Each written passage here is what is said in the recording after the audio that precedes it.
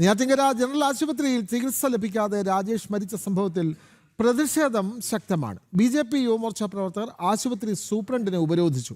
ആശുപത്രി അധികൃതരുടെ വീഴ്ചയിൽ നിയമ നടപടി തുടരാനാണ് കുടുംബത്തിന്റെ തീരുമാനം. അതേസമയം രാജേഷിന്റെ മരണത്തിൽ പ്രാഥമിക റിപ്പോർട്ട് ആശുപത്രി സൂപ്രണ്ട് DMOയ്ക്ക് കൈമാറി. കഴിഞ്ഞ ദിവസം രാത്രി നെഞ്ചുവേദനയെ തുടർന്ന് നെയ്യാറ്റിൻകര ജനറൽ ആശുപത്രിയിലെത്തിയ രാജേഷിന് മതിയായ ചികിത്സ ലഭിക്കാതെ മരിക്കുകയായിരുന്നു. ആശുപത്രിയുടെ ഭാഗത്തുനിന്ന് ഗുരുതര വീഴ്ച സംഭവിച്ചതായി രാജേഷിന്റെ സഹോദരി ഭർത്താവ് ജയമോഹൻ രാജ് പറഞ്ഞു. ECG എടുത്തു. ECGയുടെ ഭാഗത്തും പെട്ടെന്ന് ശരിക്കും ഡിലേ ഉണ്ടായി. താമസം ഉണ്ടായത് ഹോസ്പിറ്റലിൽ തന്നെയാണ്. സെക്യൂരിറ്റി പല രീതിയിലും വീഴ്ച വരുത്തി അങ്ങോട്ട് തടഞ്ഞു. ആളുകൾ നമ്മളെ കൊണ്ടുവന്ന് അങ്ങോട്ടും ഇങ്ങോട്ടും ഡോക്ടറെ പെട്ടെന്ന് കാണിക്കാനുള്ള ഒരു സംവിധാനം സെക്യൂരിറ്റിയുടെ ഭാഗത്തുണ്ടായില്ല. കൊണ്ടുപോകുന്നതിൽ വീഴ്ച തടയുകയും ചെയ്തു.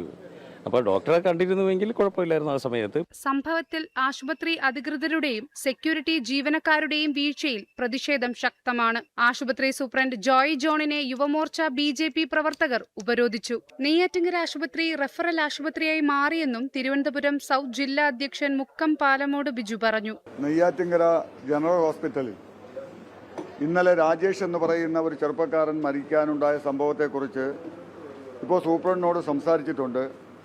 അദ്ദേഹത്തെ ചികിത്സയ്ക്ക് വന്ന അദ്ദേഹത്തെ കാഷ്വാലിറ്റിയിലേക്ക് കടത്തിവിടാൻ അവിടെ നിന്ന സെക്യൂരിറ്റി ജീവനക്കാരൻ തയ്യാറായില്ല. നെഞ്ചുവേദന കൊണ്ട് പ്രാണന് വേണ്ടി അദ്ദേഹം ഓടി ഈ ആശുപത്രിയിലെത്തി. പക്ഷേ എത്തിയ സമയത്ത് ഈ ആശുപത്രിയിൽ നല്ല തിരക്കായിരുന്നു. കാരണം ഇവിടെ വൈകുന്നേരമായാൽ ഡോക്ടർമാരില്ല.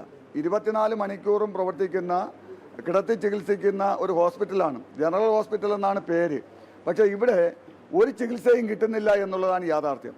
ഇവിടെ വരുന്ന ആൾക്കാരെ റഫറൽ ചെയ്യുന്ന ആശുപത്രിയായി മാറുകയാണ്. ജനറൽ ആശുപത്രി എന്ന ബോർഡും റഫറൽ ആശുപത്രിയായി ഈ ആശുപത്രി പ്രവർത്തിക്കുകയാണ്.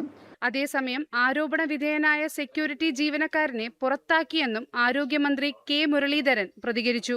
ഇത്തരം ജീവനക്കാരെ നിയമിച്ചത് മുൻ MLAയുടെ ശുപാർശയിലെന്നും K മുരളീധരൻ. 7:20 ആകുമ്പോഴേക്കും അദ്ദേഹത്തിന്റെ ECG കാര്യങ്ങൾ എടുത്തു. ആകെ ഉണ്ടായ ആക്ഷേപം അദ്ദേഹത്തിന്റെ ഗേറ്റിൽ തടഞ്ഞു നിർത്തി. അപ്പോൾ അതനുസരിച്ച് അവിടെ തടഞ്ഞു നിർത്തിയ സ്റ്റാഫിനെ പിരിച്ചുപോയി. അത് ഡെയിലി വേജസുകാരനാണ്. കഴിഞ്ഞ MLA ശുപാർശയെടുത്ത ആളാണ്. അയാളെ പിരിച്ചുപോയി. RDOയുടെ നേതൃത്വത്തിൽ ഇൻക്വസ്റ്റ് നടപടികൾ പൂർത്തിയാക്കി. തിരുവനന്തപുരം മെഡിക്കൽ കോളേജ് ആശുപത്രിയിൽ പോസ്റ്റ്മോർട്ടം നടത്തി രാജേഷിന്റെ സംസ്കാരം നാളെ വീട്ടുവളപ്പിൽ സംസ്കരിക്കും. ജനം, തിരുവനന്തപുരം.